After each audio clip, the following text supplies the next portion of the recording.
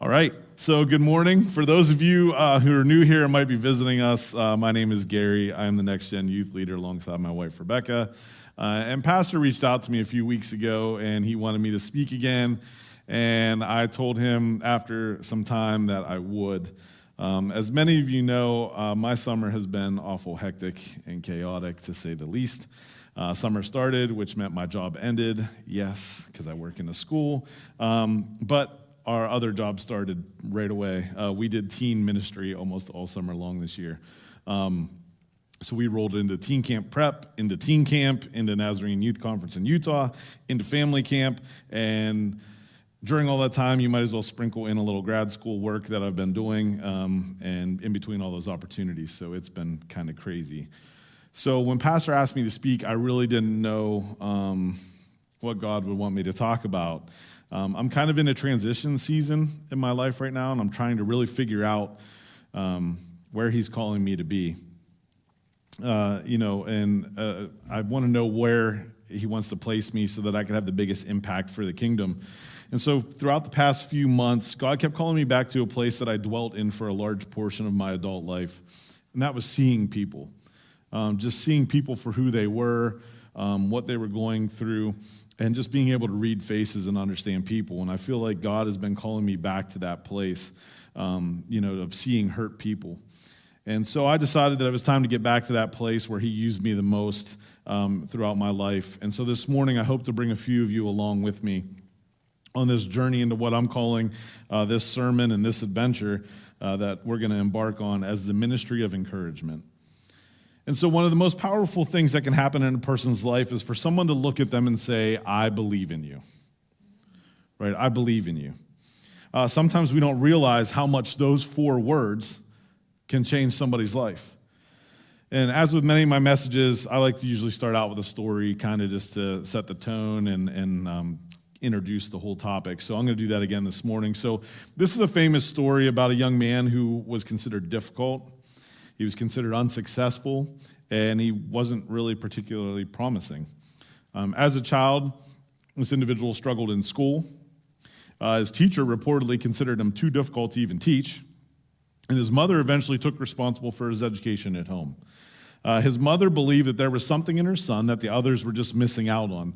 They just weren't seeing it. They couldn't see what he was going to become, but his mother saw him for the person that he would become.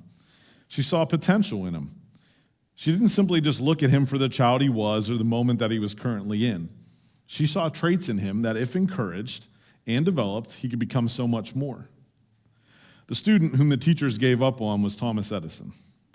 And we all know now that he went on to become one of history's most famous inventors. Now, we don't know for certain, if all the details of that story were written down or told correctly, but still the principle remains the same. Sometimes the person who changes your life is the person who sees something in you that you don't yet see in yourself. And so I want us to lean into that this morning, that sometimes the person who changes your life is going to be the person who sees something in you that you don't really see in yourself yet. And so the Bible gives us a man who had that kind of ministry. He had the ministry of encouragement. And so we're going to look at him in depth this morning, and his name was Barnabas. So Barnabas wasn't famous because he preached the biggest sermon. He wasn't remembered because he wrote the most books. He wasn't even one of the 12 apostles. But Barnabas had a gift that the early church desperately needed. He knew how to encourage people. He knew just what they needed at the right time. And sometimes the greatest ministry you have, isn't standing behind the pulpit. It's not giving the most money to missions. It's not paying for new additions to the church. It's not standing out on the street corner and preaching. Those are all good things, by the way. But sometimes the greatest ministry that you could have is simple in nature and doesn't really require much money or time or even eloquent words. It's simply standing beside a person and saying, don't give up. God isn't finished with you yet. I still believe God can use you. Your failure doesn't have to be your future. And so today I want us to take a look at the story of 3 men in the Bible who were all great men. Their names are Barnabas, John, Mark, and Paul. We're going to look at all 3 of those guys kind of and how they interact and how they fit together. But truth be told, we might not have heard about the last 2, John, Mark, or Paul, had it not been for Barnabas and had he not listened to what God had called him into. But we'll get into that in a little more depth here at a later point. But their story is important, and it'll teach us something incredibly important, which is that we need people who will see God's potential in us when our failures are all that everyone else can see, including ourselves. So we're going to start with Barnabas, as he'll be our main focus. So we can find out a little bit about his basic details in Acts 4:36. And so if you would turn there with me, we'll take a look at what it says about him. And I'll be reading from the NIV this morning. And I'm going to just apologize now because I was a slacker and did not get my stuff into Braden soon enough. He was gone, and so there's no screen today, so we're going old school. You're going to have to open that up. So at Acts 4:36, here's what it says. It says, Joseph, a Levite from Cyprus, whom the apostles called Barnabas. And I'm just going to pause right there if you'll let me. I want you guys to catch this next note that the writer gives us. So, whom the apostles called Barnabas, which means son of encouragement. Barnabas' name literally meant encouragement. Other translations may say consolation or exhortation, which are synonyms for encouragement. But this is important. Barnabas didn't just occasionally encourage somebody. Encouragement was part of who he was. It was his character. It was his nature. It was the very meaning of his name. In verse 37, we learn that he sold off a field that he had, and he brought all the money that was given from the sale, and he laid it at the apostles' feet. What Barnabas did was he saw needs and he responded. He showed up. He saw people. He invested in them. He saw opportunities to help, and he stepped in. And God was going to use that gift in a very important way later on in his story. And so we're going to talk a little bit about Paul. And before Paul became the great apostle we all know and love, people were afraid of Paul, right? We know Paul's original story. Paul, who was originally known as Saul, he had persecuted the Christians. He oversaw the death of Stephen. He stood there as Stephen died, and he was a major adversary to the followers of Jesus in the new church. Paul was zealous for the law. He didn't like the new movement. He wanted to destroy the movement before it could ever take off. But then something awesome happened. Saul ran into Jesus on the Damascus road, and his life, along with his name, now Paul, would be forever changed. But there was a big problem for Paul. I think some of you can start to see the problem with Paul here. Paul knew that God had changed him. He's now going to run into a problem that the Christians weren't quite so sure that God had changed him, right? So we can look directly to the man who God called to touch Paul's eyes for that example. He calls Ananias to go and touch Paul's eyes, and Ananias is like, God, you got it mixed up, buddy. This guy has been sent here to kill me and kill us. You want me to go talk to him? So even this guy was, Ananias was a little bit unsure, like, I don't know, man. I don't know. This guy, is he really changed, right? And so, it's during this exchange that God actually calls Paul his chosen instrument, which is an awesome illustration if you look at the original meaning of those words and what they represent. But that's, a whole nother sermon for a whole nother time. But God tells Ananias, listen, Ananias, this is my guy. I'm picking him. He's my chosen instrument. We're going to use this guy. So back to Paul, Paul has his life changed. He's full of vigor. He's ready. He's like, yes, let's go do this. I want to go meet the disciples. I want to be in, right? I want to be in the group. I want to do some work. I want to do the things that God called me to do. But Paul finds it really difficult to get into the group. He finds joining the group extremely difficult. So if you want to go to Acts 9, 26 through 27, we'll see this. I think sometimes we overlook this. We think, Paul gets healed on the Damascus road. He's good to go. Boom, he's in. That's not the case. We're going to find out here in Acts, verse 9:26, that that's not the case for Paul. Paul wasn't welcomed in. So verse 26 says this, when he came to Jerusalem, he tried to join the disciples, but they were all afraid of him. I mean, who could blame these guys, right? He had killed their friend Stephen not very long ago. And now here he is, he's knocking on the door like, hey, fellas, I'm one of you. Can I come in? And they're not really sure. And so, back in verse 26, and it follows up with not believing that he really was a disciple. So here you have Paul. He wants to join them. He wants to spread the gospel of Jesus, but the other disciples are afraid of him. Why? Well, it's simple. Because they remembered his past. They knew who he was. They all knew what he had done. They knew how he acted. They knew Paul. They were like, I don't know, this guy, I don't think about it. I don't think so. I don't think we should let him in. And we know how the story goes. Obviously, he gets in, but how does he get in? Well, we're going to read that. The disciples are real leery. They're not quite sure. They thought maybe, hey, this guy's going to come in and he's going to infiltrate our group and then he's going to destroy all of us. He's going to turn us all over. They're going to kill us like they did Stephen, right? And so now he's not really sure what's going to happen. Enter Barnabas. Here comes Barnabas, right? He comes stepping into this picture of everyone doubting Paul. And in verse 27, here's what happens. It says, but Barnabas took him and brought him to the apostles. He told them how Saul, on his journey, had seen the Lord, and the Lord had spoken to him, and how in Damascus he had preached fearlessly in the name of Jesus. So think about that. Everybody, all of them, were looking at Paul's past. Everybody. And that's all they could focus on. That's all they were hung up on was this guy's past. Look at his past. Look at what he did. Look how bad he was. Look at all these things that he did wrong. But then you have Barnabas. Barnabas looked at Paul's potential. Barnabas saw Paul's potential. Everyone else said, do you remember what he did? And then you have Barnabas that steps in, and he essentially says, yes, but have you heard what God has done? So you have Barnabas stepping into this role where everybody else was seeing his past, and Barnabas saw nothing but his potential. While everyone's saying bad things that Paul had done, Barnabas saw what God had done. He had saw what God had done in his life. That's the ministry of encouragement. Encouragement doesn't pretend that somebody's past didn't happen. Okay? It doesn't pretend that the past didn't happen. It happened. But it simply refuses to believe that somebody's past is all that God has planned for them. So here you have Barnabas. He helps open that door for Paul. Barnabas stuck his neck out there. He vouched for him. And look what happened. Then you have Paul that goes on and he becomes one of the greatest missionaries of all time, right? And Paul preached to kings.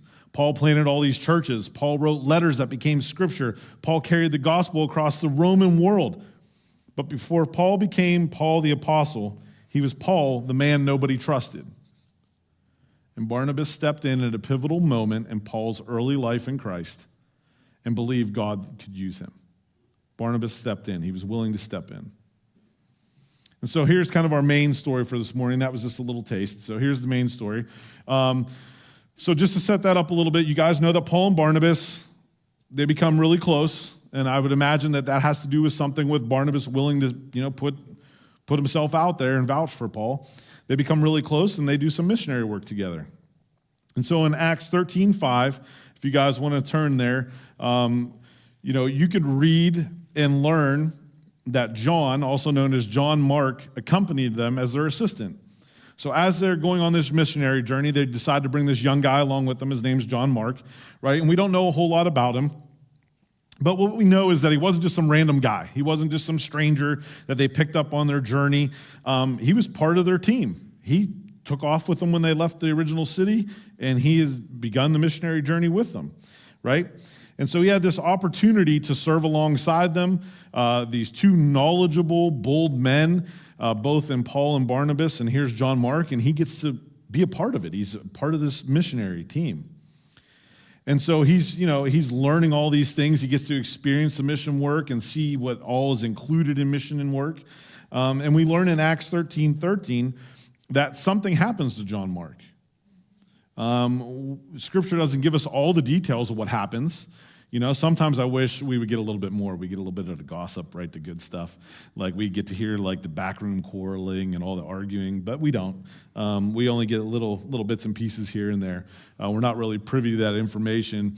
But what we do know is that John Mark heads back to Jerusalem, right? He leaves. We don't know why he left. Maybe he left because he became discouraged. Maybe he was homesick. Maybe he's like, hey guys, I just miss my parents and I want to go home, for a home-cooked meal. Maybe the journey was harder than he thought it was going to be. The pressure became too much for him. Maybe he wasn't fully prepared for what mission work actually involved. But whatever the reason, we know that John Mark just up and quits halfway through. He's like, sorry guys, got to go. And off he goes. He went home, he packed it in, he hit the pause button on the mission, and that creates a little bit of an area of contention between Paul and Barnabas. John Mark leaving creates a problem because eventually Paul and Barnabas, after they finish their trip, they want to go on another one. They're going to get ready to prepare to go on another trip. So in Acts 15:36, this is what it says. So if you want to go to Acts 15:36, I'll give you a little bit of time to turn there. We'll look at the next two verses there. So again, they're back from their trip. They're setting up, they're getting their plans together. Where are we going to eat? Where are we going to sleep? All the good stuff. Whose camel are we taking? They're preparing. And so Acts 15:36 says this. Sometime later, Paul said to Barnabas, "Let's go back out and visit the believers in all the towns where we preach the word and see how they're doing." I want to pause there. That sentence spoken by Paul could be a whole sermon topic as well. That's discipleship, right? They just preached all over and led people to Jesus. And Paul said, hey, let's go follow up. Let's go see how these people are doing. All these people that we just spoke to, let's go back out and talk to all of them again, right? He wanted to see how they were doing, wanted to see if they were growing any, right? That's just who Paul was. He was a follow-up type of guy. He wanted to check in and make sure everything was good. Anyway, back on topic here. I'm swerving off a little bit. So the two of them start the process of planning another trip. And it's here during the preparation phase that John Mark's little cut and run issue rears its head again. Right? So here you have Barnabas being the man who, it was in his character. He says to Paul while they're working out the plans for the next trip, he says, hey, let's take John Mark with us.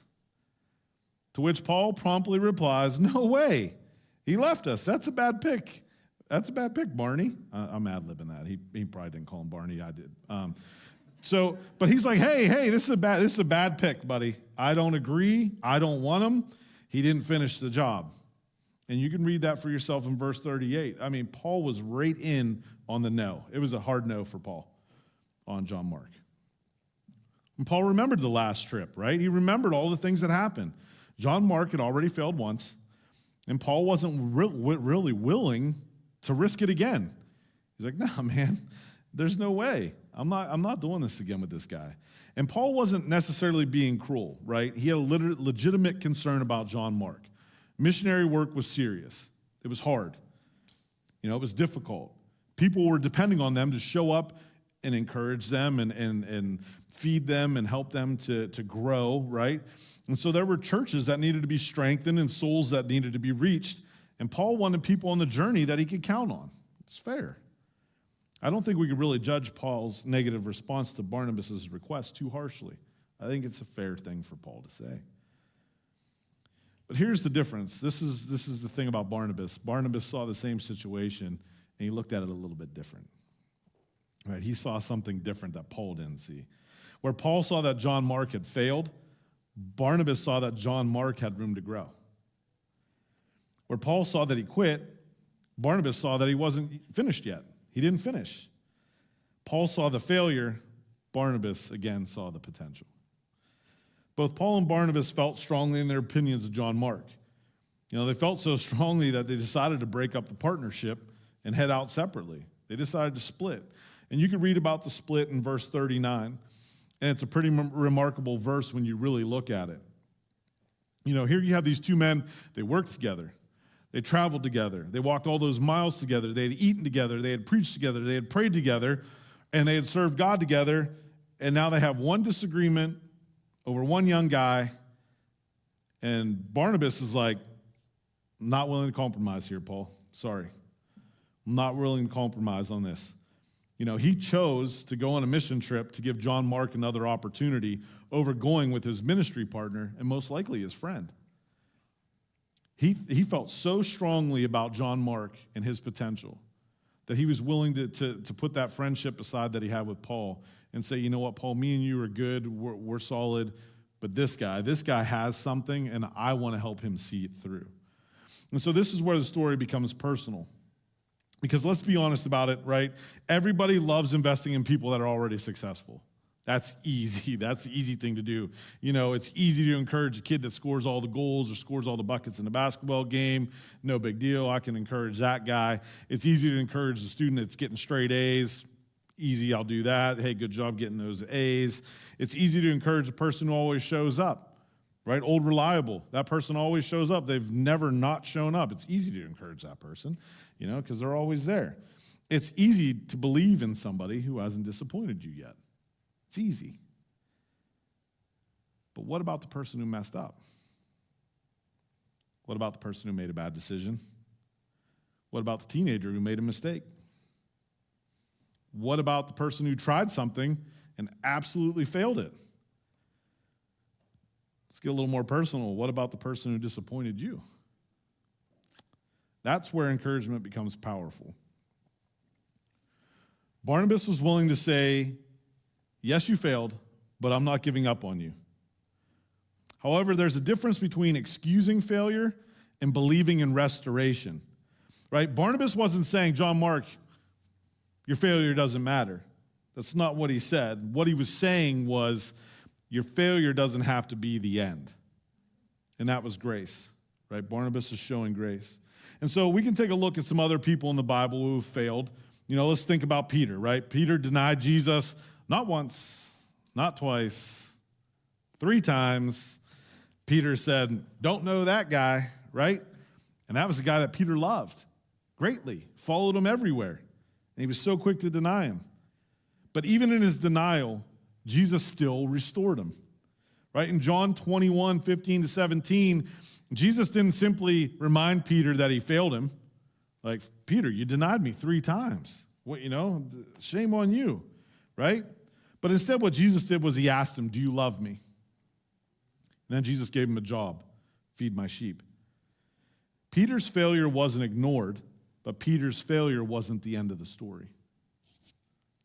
His failure was pointed out, but it wasn't the end. So let's look at David. David committed terrible sins, yet God wasn't finished with him. Think about Moses. Moses had a pretty rough past, right? He killed a guy. Yep, I'm going to kill that man. Nope. Yet God still called him to lead his people out of Egypt. Let's think about Gideon. Pastor Glenn spoke about Gideon.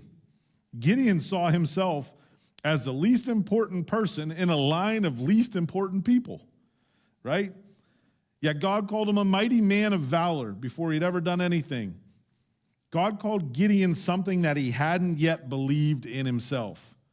God spoke it before Gideon ever believed it. But I'm sure after God handed him victory after victory, that belief really started to grow, probably exponentially. Gideon probably said, wow, God, you're right, I am. You called it early, and I wish I would have listened sooner, right? So here you have even Jeremiah. You know, in Jeremiah 1:6, Jeremiah calls out to God and says, I can't speak, I'm too young. I'm too young. But God, in effect, says, you're looking at who you are. I'm looking at what I can do through you, right? That's what encouragement does. It helps people to see what God may be doing in them. So one of the greatest mistakes that we can make is assuming that everybody has to serve God the same way that we do, right? They don't. God created people with different gifts. In 1 Corinthians 12, 4 through 6 tells us that there are many gifts, but they're all from the same Spirit, right? I can look around this room. I know most of you personally, right? We have different personalities. We have different gifts. We have different abilities. We have different experiences, different life experiences. We have different ways of serving, right? In this room, there are some of you who are natural leaders. Some of you are great listeners. Some of you are organizers. Some are teachers. Some are compassionate. Some are bold. Some are really quiet. Some are great with kids. Some connect with teenagers really well. Some of you are great with music. Some can walk into a room and make people just feel welcome. There's some of you in here that can explain complicated things really simply. Some of you notice when people are standing alone. And some people know exactly what to say when somebody is hurting. And those are all gifts too. So don't underestimate what God has placed inside somebody simply because their gift doesn't look like yours. We have a room full of people that are all different, and that's wonderful. And God can use each of us in our way that He's created us. So think about how many people are sitting in our churches all over the world, including right here in this church, who may simply need someone just to believe in them. There may be a teenager that thinks, I'm not good enough. And a coach might come alongside and say, hey, I see some leadership in you, right? A parent can say, God's given you something special. Sunday school teacher can say, I think you could teach this someday. A youth pastor can say, I think God could use you. A friend can say, you made a mistake, but I'm not walking away from you. You may never know what that sentence does, because sometimes encouragement is a seed. You plant it today, but you may not see what grows tomorrow. But the point is you have to plant it in order for it to grow. I know what encouragement has meant in my life personally, and I also know what it can do for others as well. Sometimes an arm around the shoulder and saying, I see you, or I can tell something is wrong, I'm here for you, can open doors and hearts alike. One of the best things we can do is call out God-given qualities. Barnabas had a habit of doing this, right? When he saw Paul, he advocated for him. He saw something in Paul. He saw it. He said, that guy, I'm going to advocate for this guy. I'm going to step up. I'm going to put my reputation on the line for Paul, right? When he saw John Mark, he invested in him. He said, Paul, we're going to split. I'm going to take this guy and I'm going to pour into him and see what he can do, because I see something in him too that I think he can do, right? And, that's the cool thing about John Mark's story, is that it doesn't end in Acts 15. It's not over for John Mark in Acts 15. And so years later, I found this to be really cool. Paul writes in Colossians 4:10, he writes this. He says, my fellow prisoner, Aristarchus, sends you his greetings, as does Mark, the cousin of Barnabas, whom you've received instructions about him. If he comes to you, welcome him.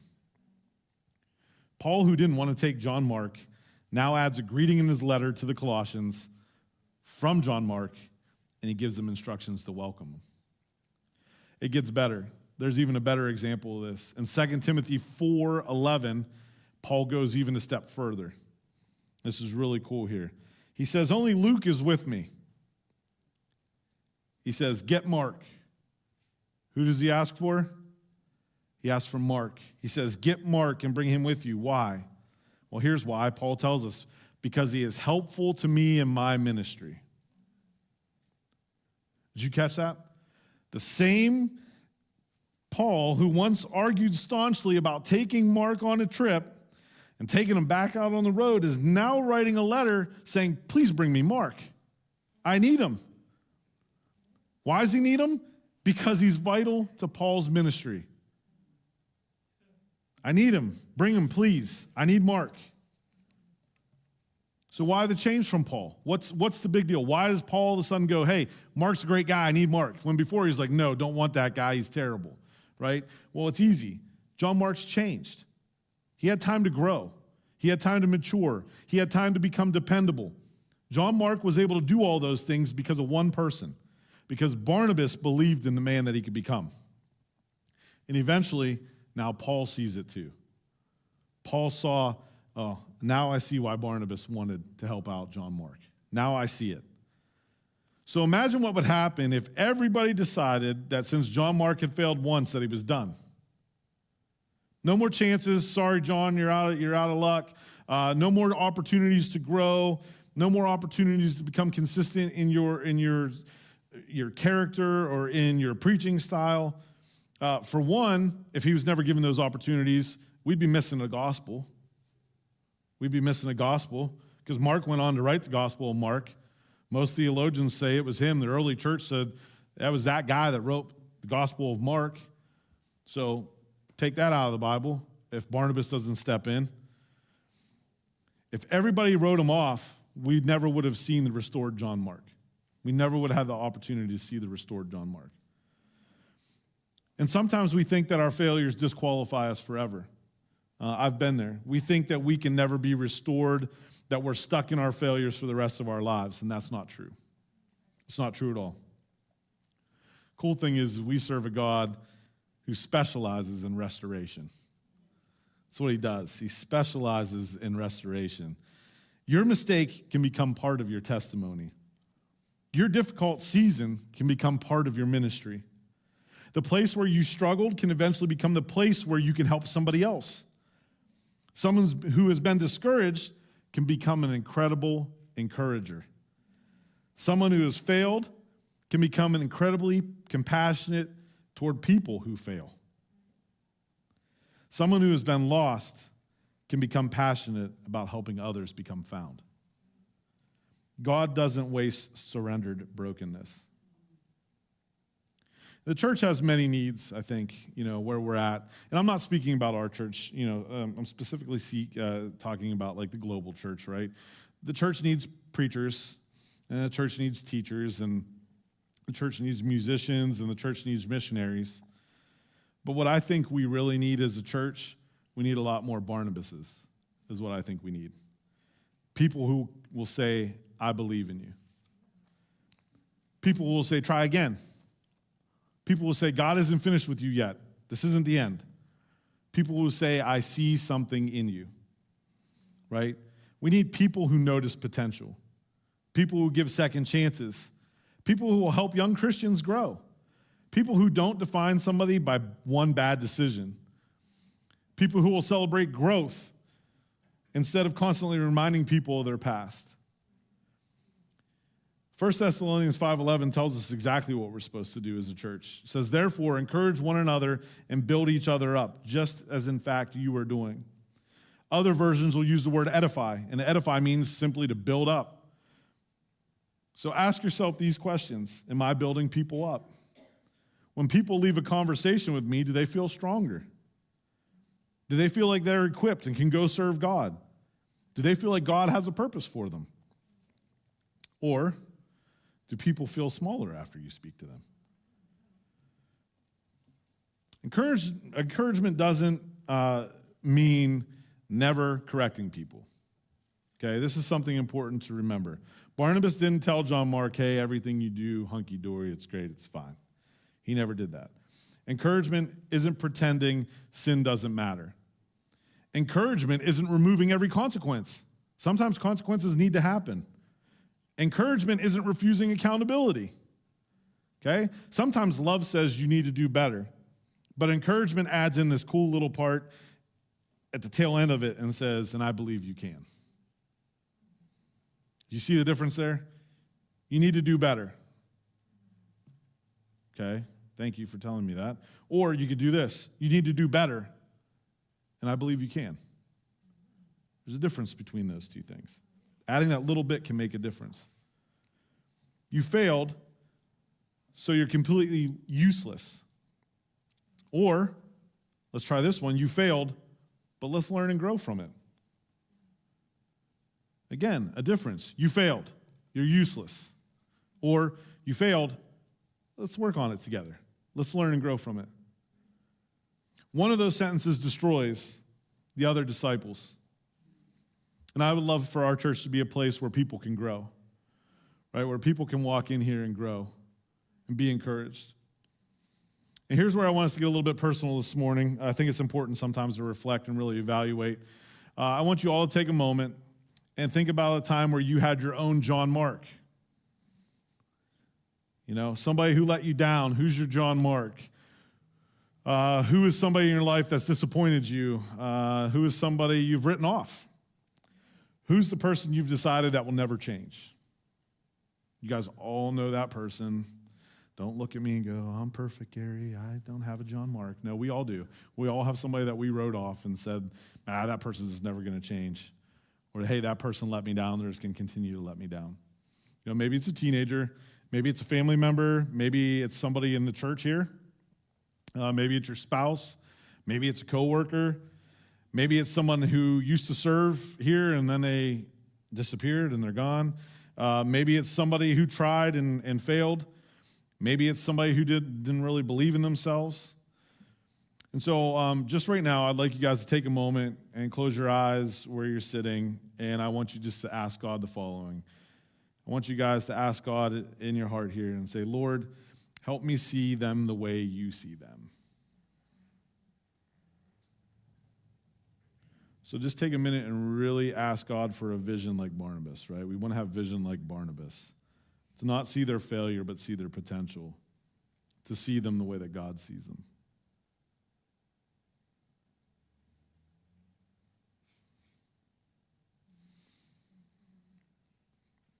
All right, thank you for doing that. I think it's, a pretty important step in becoming a Barnabas, because we often see people according to their past.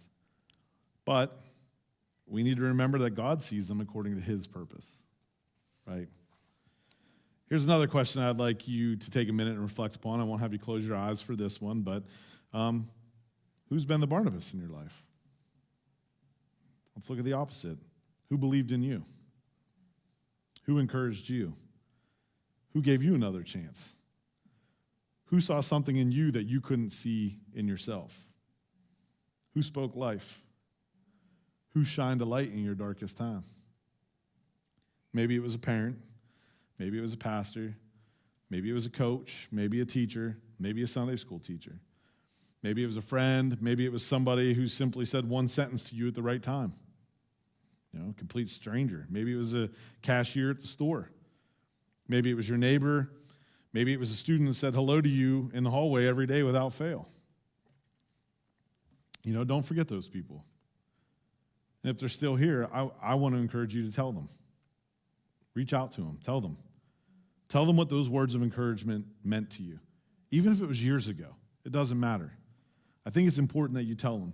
Tell them thank you for believing in you when you needed it the most.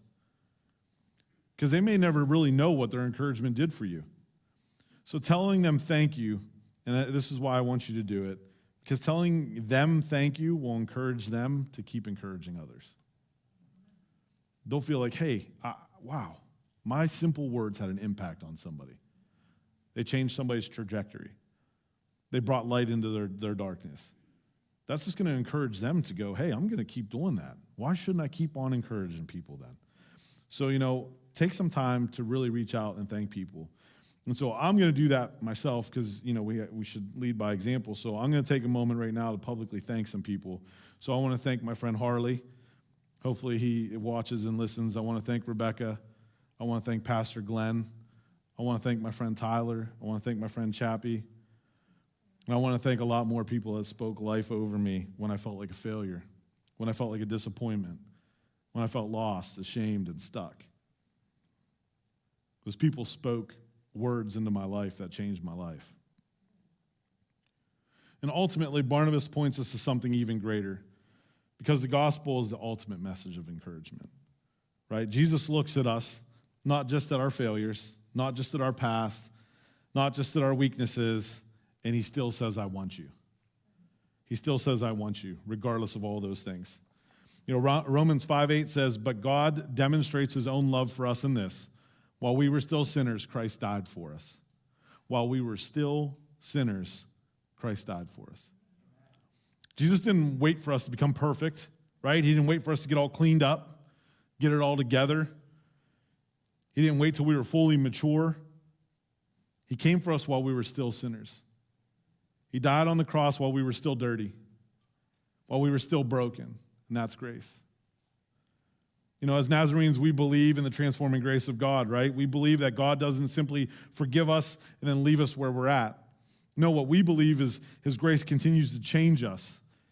He calls us to holiness, to be holy, therefore, because he is holy. He calls us to become more like Christ. He takes people who are broken and imperfect, a lump of clay, immature, unfinished, and he begins his work in them. And it's a process. It takes time. I'll leave you with this verse found in Philippians chapter 1, and it's verse 6. And what it says is this: being confident of this, that he who began a good work in you will carry it on to completion until the day of Christ Jesus. God is still working in you and in me, in our children, in our teens, in the person who failed, in the person who's struggling, in the person who feels like they don't belong. Take hope this morning. God's not finished. I want to close with this final thought. John Mark probably never forgot Barnabas. I think it would be safe to say that. We don't know everything that Barnabas said to him, but we know what Barnabas did. When Paul wanted to leave him behind, Barnabas took him.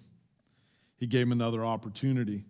He invested in him, right? He believed that there was more to his story. And eventually, John Mark became useful and wanted by the very man who one time didn't want him on the team at all. I think that's pretty powerful. And so I want to challenge you this week a little bit. I want you to channel your inner Barnabas this week. But Gary, I don't like talking to people, right? That's what, I don't like talking to people. Well, neither do I all the time, right? I'm not outgoing, I just don't want to embarrass myself, Gary. Well, cool, nobody does. But I'm not asking you to run up to strangers and tell them your whole life story or ask about their life story, right? I'm asking you to look with God's eyes at the people around you. Give them a hello, give them a wave, give them a smile. And if you're more familiar with some of the people and you know their past, even if they may have hurt you, give them some words of encouragement. Still encourage them. It's okay. Yeah, they hurt you. John Mark hurt Paul, but Barnabas offered words of encouragement. He helped heal that relationship between the two. See people. See their potential, not their past or even their present, not even the present situation that they might be in. See their potential. Tell one of our teens a quality that you see in them that they might not yet see in themselves. Teens, young guys and girls, tell people here, adults, qualities that you see in them that they might not see in themselves yet. Tell each other positive words of encouragement. Like Paul said, edify one another, right? Let's be a church that builds one another up. We could really use a church that's a room full of Barnabases, right? Remember that Paul wasn't always Paul the apostle, and Peter wasn't always Peter the rock, and David wasn't always David, a man after God's own heart, and Gideon didn't always see himself as a mighty warrior, and John Mark wasn't always seen as useful to Paul or a gospel writer. And you aren't finished yet either. Regardless of your age, God still sees potential in you.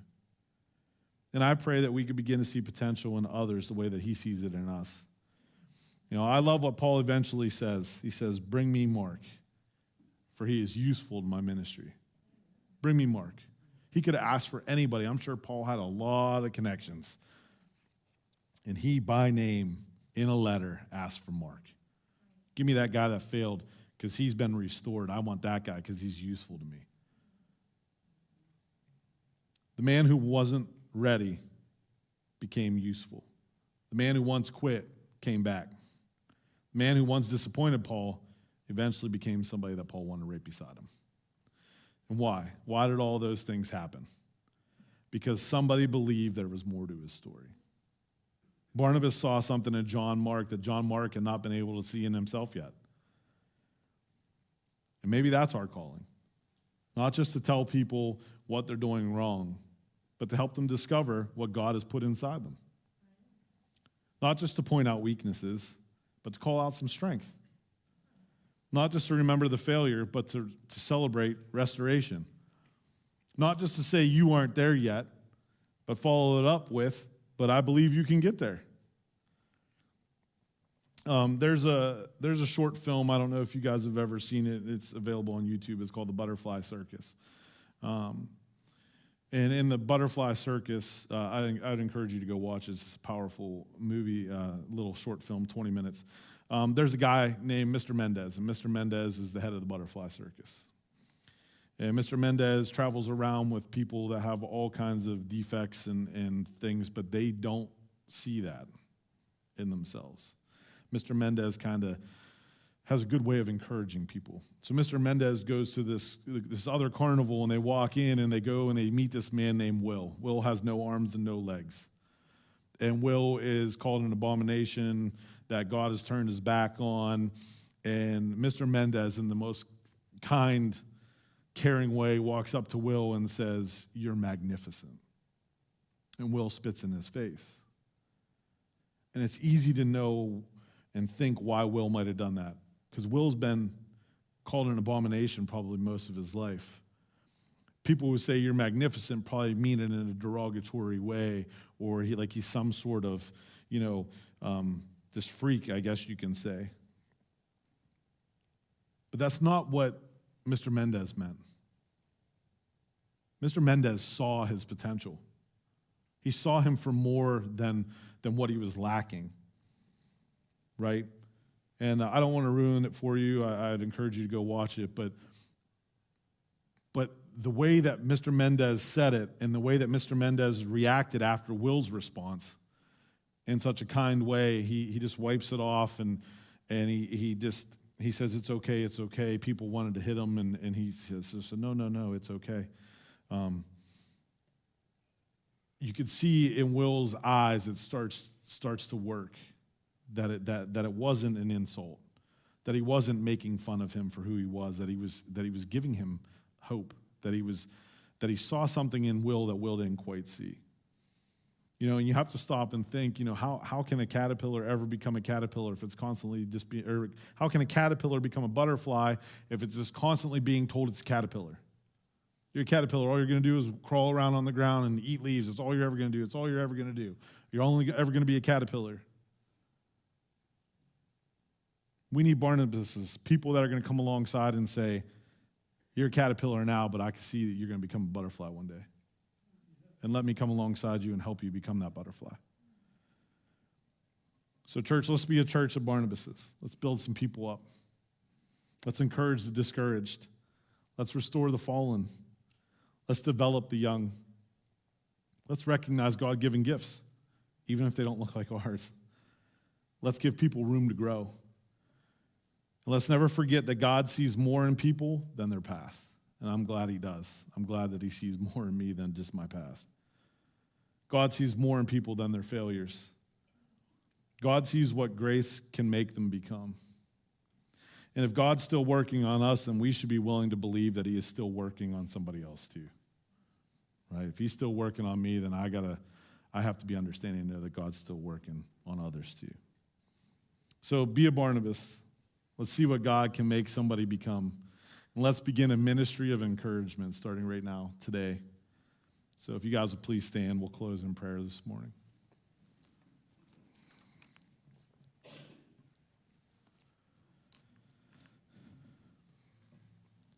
Dear Lord, I thank you for your written word. I thank you for the examples that you give us in the Bible, Lord. I thank you for people like Barnabas that have gone before us, that have showed us the way and how to live like Jesus. How to see the broken and see the hurting and come alongside them and see something in them that they don't quite see yet. Lord, I pray this morning that each person that has heard this message, be in the room or online, that they would really, really, really seek their heart, Lord, and ask you to have eyes and vision like Barnabas, to be an encourager, to be somebody that comes alongside. And it doesn't always have to be, hey, I have to form a relationship with this person and be their friend. No, sometimes people drift in and out of our lives, Lord, and you send them in, and in those moments, we can just speak life, and they'll drift back out. But the seed has been planted already because we were willing to be a Barnabas, because we were willing to see the hurt. Lord, I pray that you would just help us to seek you in that endeavor this week, Lord, that you would just lay this message heavy on people's hearts, that they would seek out the John Marks in their lives, that they would make restitution, that they would understand that those people are still being worked on, that they would see the potential in those people as you see the potential in us. Lord, I pray that you would just give us the vision and words to lift one another up, to come alongside somebody, just simply put an arm around them and say, I see you. You know, I think of the blind deaf potter, Lord, and his sermon and how a man with no vision said to a room full of young people, I see you, and I watched the tears fall down my own face and kids' faces, Lord. To hear a man without sight say, I see you, because his heart could see us. His heart knew our potential. Because his heart was soft to know that through him, those words, I see you, were encouragement to somebody in that room. It was that simple, Lord. It only has to be that simple. We don't need a big, long, eloquent speech to encourage somebody. I see you. I love you. I see this quality in you. I believe in you. That's enough. That's enough of a spark to ignite somebody, Lord. To bring them back from a spot in their life that they might not even really want to be in, but they're currently in. That I love you, I believe in you, I see you, could be what they need, Lord, to take the next step, to carry on to the next day. I pray, Lord, that we would also go this week and we would thank the Barnabases in our life, that we would take time to send them a message, give them a phone call. I'm sure there are many in this room that have those people, Lord, that they never told them what they did for them. And whatever the reason was, because, they were shameful of the situation they were in that needed that type of encouragement, or whatever the case may be, Lord, I pray that we would just cast that aside, really just to tell somebody, hey, thank you. Thank you for pouring into me in a moment where I needed it most. Because like I said, Lord, and like you can take that and that encourager can continue to encourage. Maybe they stepped out and they said, you know what, I'm going to be a Barnabas, and I'm going to tell somebody something that I think they need to hear. And then they never heard, thank you for that, I needed that. And they got discouraged, and they thought, well, I blew it. I stepped out and did what you asked me to do, Lord, and nothing ever happened from it. Well, maybe today's the day that one of these people will reach out and say, hey, thank you for that. And that just reignites that Barnabas spirit inside that person to go on and encourage more people. And I just thank you, Lord, for all that you've done and all that you're going to do. I pray that you just be with Pastor and Brenda, bring them back to us safely, Lord. And I pray that this message would stick with us long after we leave this place, because the world could use a lot more Barnabases. We can change the tide, Lord. We can really change everything just by a little bit of encouragement, just by a few simple words. We might encourage somebody that really just needs it. And they may go on to encourage somebody else, and they may go on to encourage somebody else. And Lord, you can just work all that out, however you want to do it. But I know that moving forward, Lord, I'm gonna listen to what you have to say, and I'm gonna have Barnabas' vision and start looking for the lost again, looking for the hurting. And I pray, Lord, that there would be others that would come alongside me and with me on this ministry of encouragement, Lord. It's all in your Son's name I pray. Amen.